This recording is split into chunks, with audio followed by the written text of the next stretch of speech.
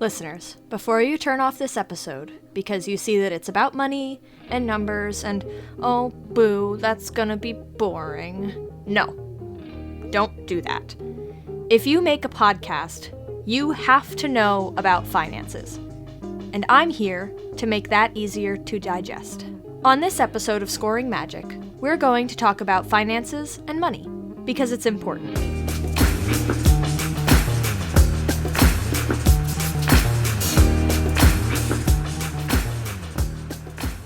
First up, before I get into the nitty-gritty numbers, it's housekeeping time. As of this recording, we are 100% funded. We have hit our goal!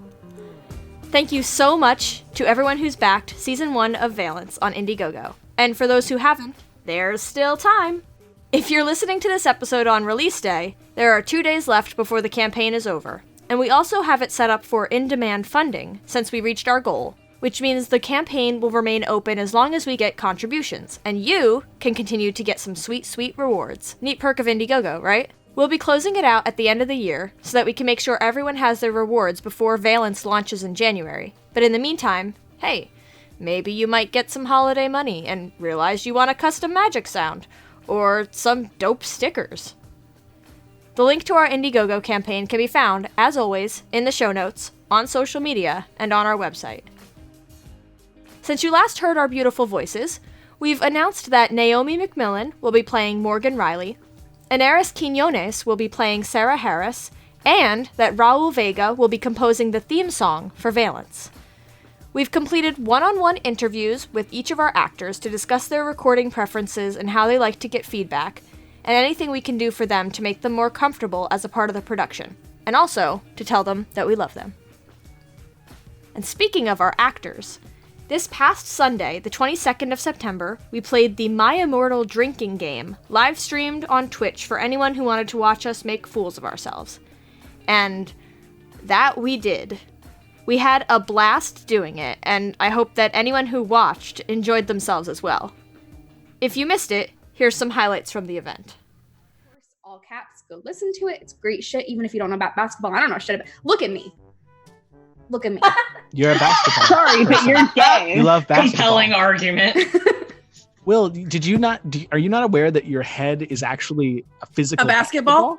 Yeah, that bitch empty. I'm aware of that. No, that's not what I meant. I meant we would assume by looking at you because of the basketball head that you're a basketball. Yeah, basketball and I love person. horse. It's John, the best why are basketball you like podcast. this? Because I'm drunk. That's why I'm like this. Didn't we all? He had a really big, you know what, but I was too mad to care. He had such a big cactus, guys.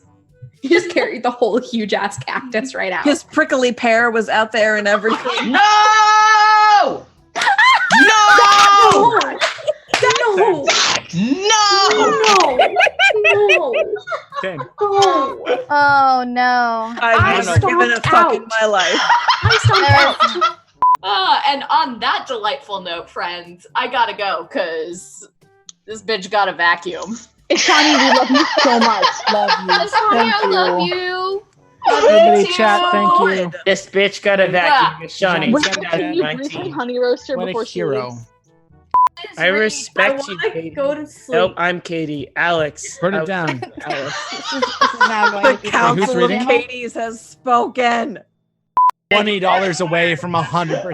Oh my god, I'm so fucking. I cannot Y'all- believe. Y'all, we're at 100%. We're at What? 20. What? No. 100%! Canada motherfuckers, but I love you. 100%! Thank We're you at all 40, so 20. much. I cannot believe this. This is incredible. I'll see you 81 at backers. I'm gonna have a celebratory wonton. Wow, I think we should all drink for that. I'm having a wonton, you slut. I drank so much. I am. Wow. Oh, unbelievable. Thank you guys so much. Wow. Why? Why have Wow. you given us your money? Very drunk. All right, let's I hit can't believe 200% so we can pay the ambulance bill. My love. Yeah, we're gonna have to hit some extra milestones. I love you for so all of us. platonically. Nice. Oh my god! My dear. Wow, Will, that happened. Will, Hey, everybody Will? make sure that Will Ooh, they died. Will on Will's People staycation believe understands your that this vision. happened. Hey, Will, are you okay, Will babe? died, y'all. This Hey, is how Will. Will dies. Hey, Are Will. you alive? This is Liam. how Will becomes the 1000th happy haunt. Hey, Will, Is that real or am I just really drunk? it's real. It's real. Both. Liam You're also is really happening. drunk, but it's real. But we Part have of room line for at the Can't believe 1,000. it. Any volunteers? One of you. Sorry, what are you doing? You. Finish. One of us. Okay, Ellie, if you want to Okay. finish it. Yep. Us. I can do that. All right. This is for everybody who got us to 100%. I'm Thank really you. sorry. Now it's time to get down to business. To defeat the Huns. Okay, wait, hang on. Big Disney, please don't sue me. I'm sorry. It was like 4 words. Okay? Alright, never mind. So, I want to start by giving you a little bit of background into myself. I am a math nerd. If you haven't figured that out by now, this episode will make it glaringly obvious. At one point, I was going to be a math teacher, and my career history basically consists of managing finances for companies. So, numbers are the one thing I know I can always count on. Count. And, I love them just for that reason. Which is probably why when Will asked me and Katie to join them in making Scoring Magic and Valence, I immediately jumped on the role of person who figures out how we make and organize our money. When we first started out, we knew we wanted to pay everyone involved in the production. Paying ourselves is still a pie-in-the-sky plan that we've got plans for, but we'll worry more about later. So for now, we'll be happy if we break even. When we first started out, we used the budget sheet created by Multitude Productions, specifically by Amanda McLaughlin, who is lovely, and I love her. And, I love all of Multitude. Multitude is so good. Anyway, Multitude has a resources page on their website that can be found at multitude.productions/resources, with a ton of free articles and PowerPoints and spreadsheets and presentations for creating and managing podcasts. In an article on Bello Collective, Amanda wrote about accounting for podcasters, which we'll have linked in the show notes along with a link to the Multitude resources page, and included a free Google spreadsheet she created to help podcasters to keep track of their expenses. Honestly, it could be used for any sort of expense tracking and not just for podcast, but we all know what we're here for, so let's focus on that.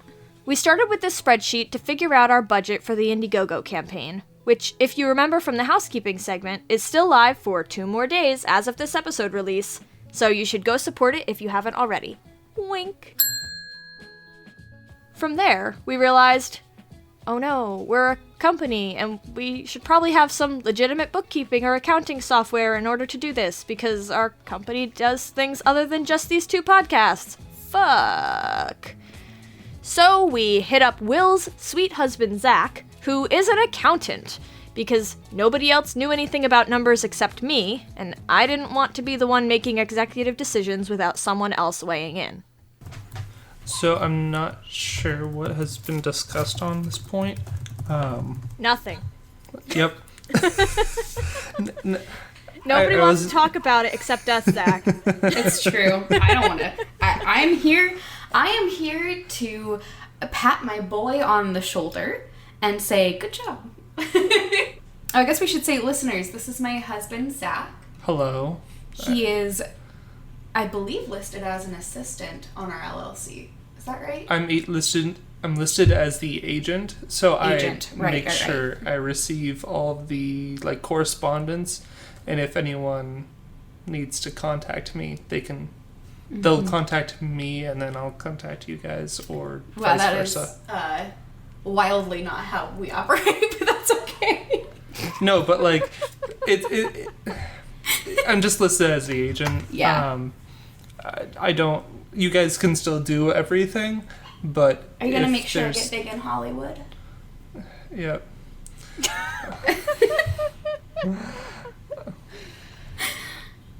But yeah, I'm listed as the agent. You three are listed as the Members. members. Yeah. Yeah. And I don't know shit about shit. So. While I am an accountant, I am not a CPA, so please don't take Don't everything. at him. Don't at me. Don't at him. I don't have Twitter, so you can't at me, but don't at Will to get at me. Don't at me. We can at Zach on Discord. Yeah, I'll just be like, "Oops, I'm not a CPA. Please get someone." So I guess disclaimer: Zach not CPA. Get your own accountant that is one, and we're not legally liable for anything that you take off as advice off of this. Thank you. Mm-hmm. We're just trying to set up basic stuff, like. This is just what we're doing. Yeah, this is just what we're doing, and this is legal from a bachelor's in accounting perspective. Don't at my husband. Oh, the thing I was gonna ask before this all started. I don't know if this is good for recording or not, but for the LLC, we will need to show like what everyone has like contributed to the actual LLC, like funds, like if anyone does, like how we do. Just because that matters for the like ownership equity portion. Like, has anyone actually contributed like funds into the LLC? Like, are we viewing your PayPal as the contributions? Okay. Are you nodding, Will? Oh, yes, I am. Sorry. This Fuck. is an audio medium. Hello, yes, I'm a I am in New Jersey. I professional. cannot see what you're doing. If you're operating on a smaller scale and working out of your own personal funds, something like Multitude's accounting spreadsheet should be perfect for you. But for us, we decided on using the free accounting software called Wave, the website for which is waveapps.com, to keep track of business income and expenses. Wait, have I talked about why it's important to keep track of accounting yet? No? Oh, heck. Okay. Money, taxes, government. Short disclaimer before I say anything more. I am not a certified public accountant. I'm not even an accountant, except for my own business and personal assets. Anything I'm about to say, or will ever say, until the point I have some kind of certification, is from my own experience and my own research and doesn't count as legitimate financial advising. Basically, what I'm saying is you can't sue me if you do something with your finances because I said we do it and it gets you in trouble. This is just advice, and it doesn't count as anything more than that. Government. Taxes. Right. When you file your income taxes each year, you have to claim any self-employed income over $400 to pay taxes on. That is a total income, not income per person who pays you. So getting paid $100 on 4 separate projects means you have to claim it. My advice? Claim anything. If you just make $20 from personal, working on your own, claim it. Just do it. But with that being said, you can also subtract any expenses from the income you make. So it can end up being less than $400, and then you don't have to pay taxes. Are you a voice actor who makes $400 a year, but this year you bought a $100 Blue Yeti microphone? Oh, that's $300. No taxes. Hooray! The one caveat I will say in that is that you need to have invoices you've sent to each person who paid you and receipts for anything you've purchased. If you're counting it as income and expenses, everything needs to have a paper trail or something in writing documenting it as legitimate. Keep it all in a file on your computer or on Google Drive or Dropbox with your accounting spreadsheet.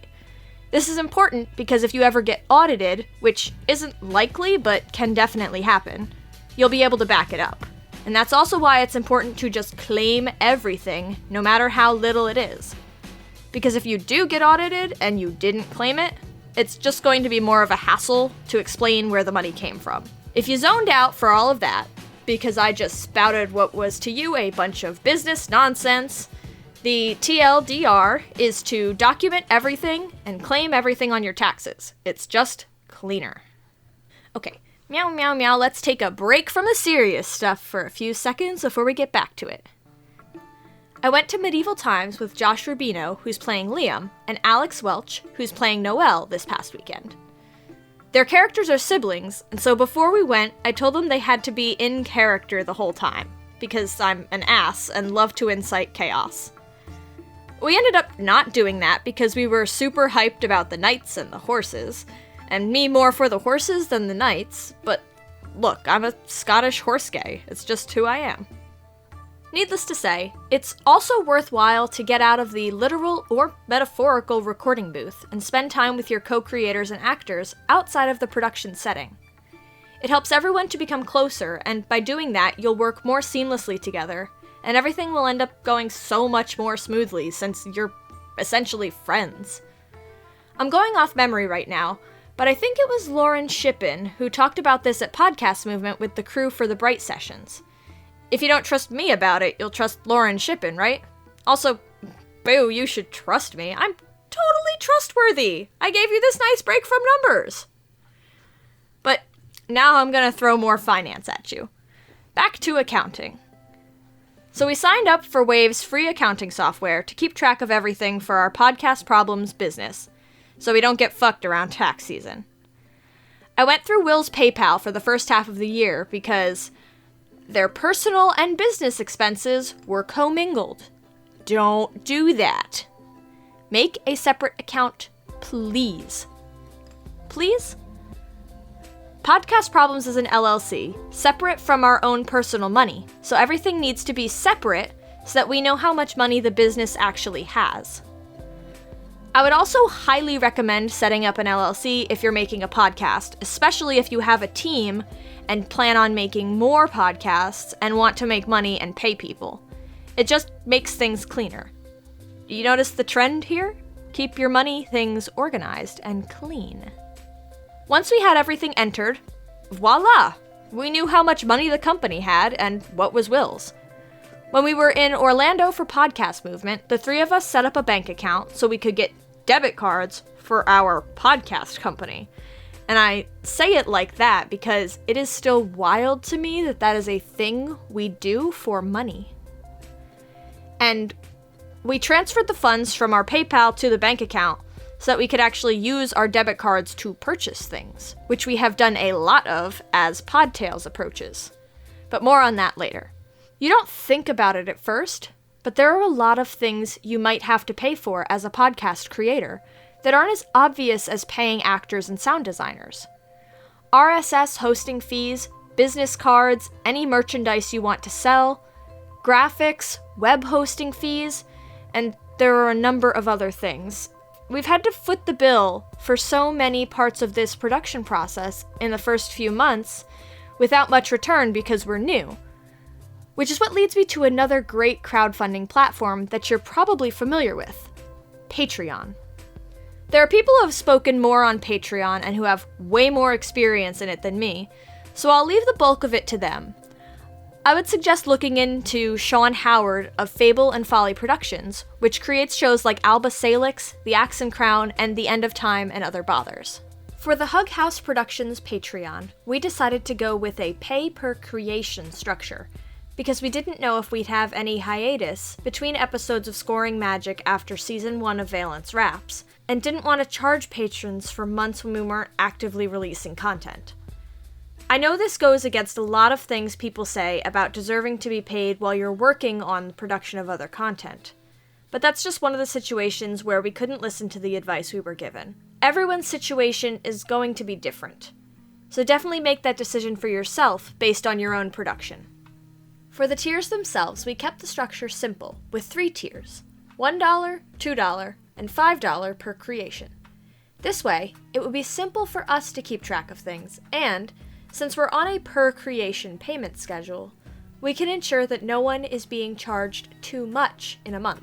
When deciding on your rewards, try to come up with some things that aren't too time-consuming or costly for you to deliver, as well as rewards that feel like they're worth it to your patrons. And remember to check in with your patrons periodically to see how they feel about the rewards that they're receiving. Side note, patrons, if you're listening, and I hope you are because you paid us money for this, hit me up if you have any thoughts on our current Patreon structure. We've been at it for a few months now, and are open to modifying things if you think we should. A wise man once told me, he told a panel of people at Podcast Movement, and I've kind of sort of taken it on as my own personal mantra and thing I tell to anyone who would listen. You deserve to be paid. This was said by the aforementioned Sean Howard in his panel about Patreon, so it's relevant, and it's true.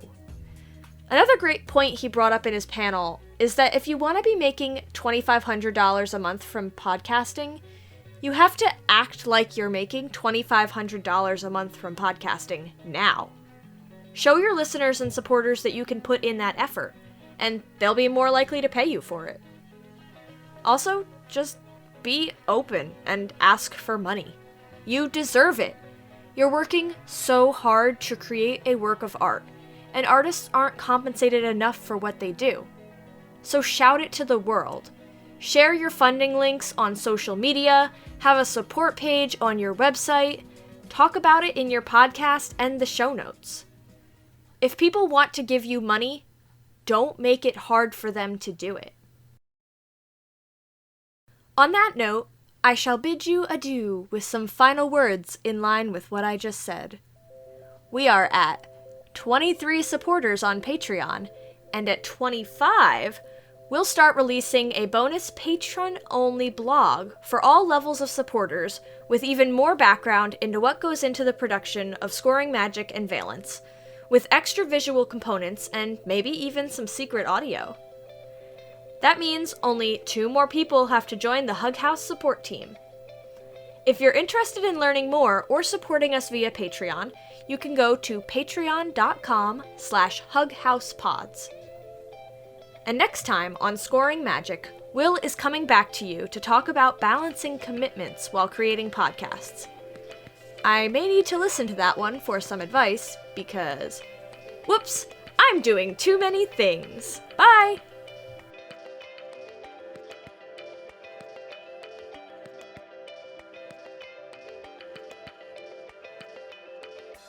Scoring Magic is a Hug House production. You can find more on Hug House Productions at hughouse.productions.